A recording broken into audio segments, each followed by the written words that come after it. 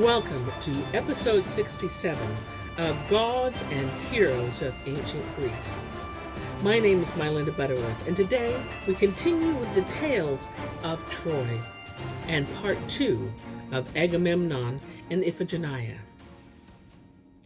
Agamemnon, not knowing that she had discovered his secret, greeted her with the ambiguous words, "Call your daughter from the house for flour and water, and the victim wishes to fall by the sword before the wedding feast is begun.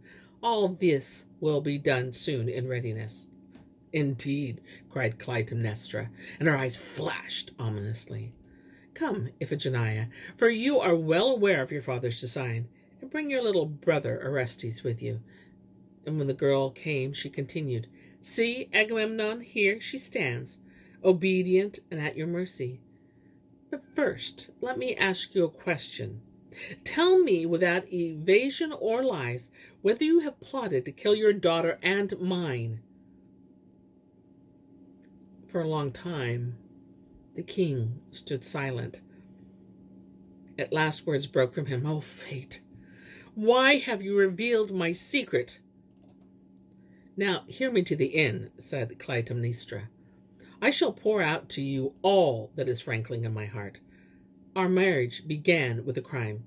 You carried me off by force, killed my first husband, took the child I was suckling, and slew it. My brothers Castor and Polydeuces had already leaped on their horses and were pursuing you with a host of armed men. But my old father, Tyndareus, saved you when you implored his protection, and so you became my husband. You will have to grant me that I was always true to my marriage vows, a wife you could delight in at home and be proud of before strangers. 3 daughters I bore you and 1 son, and now you rob me of my eldest. And if you were to ask why, you would have to reply, so that Menelaus can recover that adulteress of his. By all the gods, I implore you, do not do this thing, lest I harden my heart against you.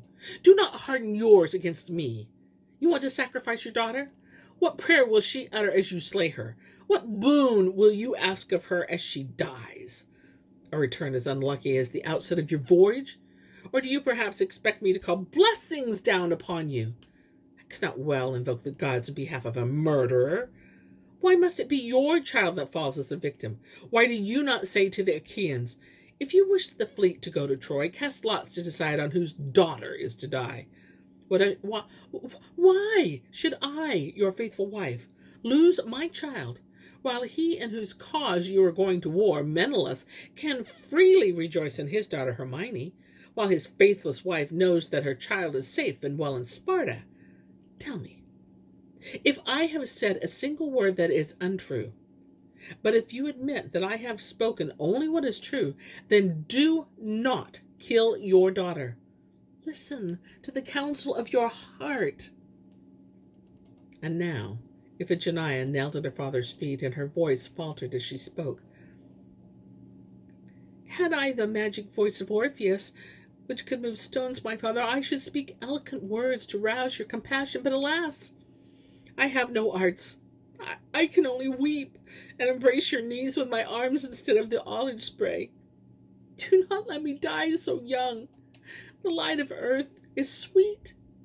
Do not compel me to see what is hidden in the darkness. Try to remember how you caressed me when I was still a child. I can so well recall everything you said, that you hoped to marry me to a man of noble lineage, to see me flower into womanhood and greet you joyfully whenever you return from your quest. Have you forgotten it all? By my mother, who bore me in pain, who now suffers far greater pain at the thought of losing me, I beg you to give up your awful purpose. What have Helen and Paris to do with me? Why must I die because he came to Greece? Oh, look at me! Kiss me, that dying I may have a sign of love from you, since my words cannot move you. Behold your son, my brother. He utters no words and only pleads in silence. He is still a little boy, but I am nearly grown. Soften your heart and have pity on me. For mortals there is nothing fairer than life. To live in misery is better than to die the most glorious death." But Agamemnon was firm in his resolve. Relentless as a rock, he stood and said, I feel compassion when it is lawful for me to do so. I love my children. Only a madman would not. It is with a heavy heart that I carry out this sacrifice, but carry it out I must. You see the vast fleet under my command. You see the host of heroes who surround me. They will not find the way to Troy. They will not conquer the city unless I do what the oracle bids, unless I sacrifice my child. All those assembled here are determined to put an end to the rape of Argive women. They are firm in their resolve. If I refuse to obey the order of the gods, they would kill me and then slay you as well. I have reached the bounds of my power. I am not yielding to Menelaus, my brother, but to all of Greece. The king did not wait to hear their further pleas, but left the women to themselves. Suddenly, through their weeping, they heard the clash of weapons. That is Achilles, Clytaemnestra exclaimed joyfully. But Iphigenia was ill at ease, and vainly tried to hide from the youth her father had falsely proclaimed as her bridegroom. Accompanied by a number of armed followers, the son of Peleus strode into the hall. Unhappy daughter of Leda, he called to the queen, the camp is in open revolt. They asked the death of your child and all but stoned me when I raised my voice in opposition to their insistent demands. And your mere Mindus? Clytaemnestra asked, and her breath almost failed her. They were the first to rebel, Achilles replied, and they called to me as a lovesick fool too ready with words. I come with these faithful few to protect you against Odysseus, who is on his way here. Let the daughter cling to her mother. I shall shield you with my body, and we shall see whether they dare attack the son of the goddess, the man on whose life the fate of Troy depends.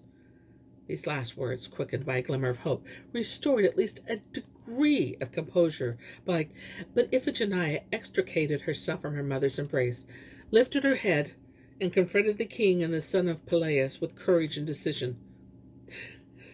Listen to what I have to say, she said in a clear, unfaltering voice. You are angry with me, father, dear mother, but it is useless, for he cannot change what is appointed to be. The zeal of this stranger deserves all our gratitude and admiration, but he will live to repent it, and you will be slandered by evil tongues. I have thought this over, and I am prepared to die. I shall banish all baser stirrings from my spirit. Every eye in the beautiful land of Greece looks to me. It is I who am responsible for the sailing of the fleet, for the fall of Troy, for the honor of all Argive women. My name will be covered with glory, for they will call me the liberator of my country. Shall I, a mortal, oppose Artemis the goddess, if it pleases her to ask my life for my fatherland? No, I shall give it up of my own free will. Sacrifice me. Destroy Troy. This will be the monument in my memory. This will be my wedding feast. At these proud, ecstatic words broke from Iphigenia's lips, she faced her mother and the son of Peleus, radiant as a goddess. And Achilles, the beautiful and the brave, dropped to his knees before her and cried, Daughter of Agamemnon, the gods would indeed brim my cup of happiness if they gave you to me as bride. I envy Greece, to which you belong, and I envy you, Greece, to which you are betrothed. Now that I have seen your loveliness and fearless spirit, I love you. I desire you. Think well. Death is a dreary thing. It is to life and to joy that I want to lead you. Iphigenia answered him with a smile. Through Helen, a woman's beauty has caused enough war and murder. You shall not die for me, nor kill for my sake. Let me come to the rescue of Greece, if I can. Noble heart, said the son of Peleus. Do as you will, but I, with these weapons of mine, shall hasten to the altar to prevent your death. You shall not perish for your selflessness. Perhaps you will agree when the cold blade touches your throat, and he went in the van of the women. But Iphigenia told her mother to stop crying, took the hand of her little brother Orestes in hers, and went to her death in the exultant certainty of saving her country. Clytaemnestra threw herself on the ground and could not bring herself to follow her daughter. In the meantime, the host of the Achaeans gathered outside the city of Aulis in a fragrant grove consecrated to Artemis. The altar was ready, and beside it stood Calchas, priest and soothsayer. A city of wonder and compassion surged through the ranks when the warriors saw Iphigenia and her faithful handmaids enter the grove and walked towards Agamemnon. He sighed deeply, turned away, and hid his tears in his robe. The girl came up to him and said, "Here I am, dear father, before the altar of the goddess. I do the bidding of the oracle, and I give my life for the Argive army and for the welfare of my country. I shall rejoice in your happiness, in your victory, and in your safe return. Let no one hold me. I will be quiet and brave and bare my throat to the blade." A murmur of astonishment went through the throngs as they saw her matchless courage. And now the herald, Talthybius, standing in the center of the circle, called for silence and prayer. Calchas the seer drew forth a sharp and shining blade and laid it down before the altar in a basket wrought of gold. In the midst of this sullen hush came Achilles, fully armed and brandishing his sword. But when he saw the girl, his resolve was shaken. He cast his sword on the ground, sprinkled the altar with holy water, took in his hand the basket, and paced around the altar like a priest, saying, "O Artemis, great goddess, accept this sacred voluntary offer. Accept the pure blood of a virgin, which Agamemnon and all of Greece consecrates to you. Give our ships a fair voyage, and let our spears bring destruction to Troy." The Atridae and the entire host listened in silence and bowed their heads. Calchas gripped the blade, uttered a prayer, and fixed his eyes on the girl's throat. Distinctly all heard the sound of his blow. But a miracle came to pass, for at that very instant the human victim vanished before the eyes of the host, and in her place was a splendid hind, writhing before the altar and drenching it with blood. Artemis had taken pity on Iphigenia. "Leaders of the united Argive host," called Calchas, when he found his voice after his first gasp of amazement, "here ye behold the victim the goddess sent us, one more pleasing to her than the maiden whose noble blood she wished to spare. Artemis has restored us to her favor. She will give us a safe voyage and help us conquer Troy. Be of good courage, for on this very day you shall sail out of the bay of Aulis." So he spoke, and watched the sacrificial hind burn in the flames. When the last sparks had died, the still air was filled with a rushing sound. All eyes turned toward the harbor, and there they saw the ships rocking on the sea, and the waters astir with wind. Shouting with joy, the warriors left the sacred grove and made for the camp. When Agamemnon entered his house, Clytaemnestra was no longer there. His trusted servant had preceded him and roused the fainting queen with the news of Iphigenia's rescue. A wave of thankfulness swept over her. She lifted her hands to heaven, but instead of speaking words of gratitude, she cried aloud in bitter grief, "I am robbed of my child all the same. My husband has killed my happiness. Let us hasten, for I do not wish to see the slayer." The servant quickly made ready the chariot and called her tirewomen to her. When Agamemnon returned from the sacrificial feast, his wife was far on her way to Mycenae.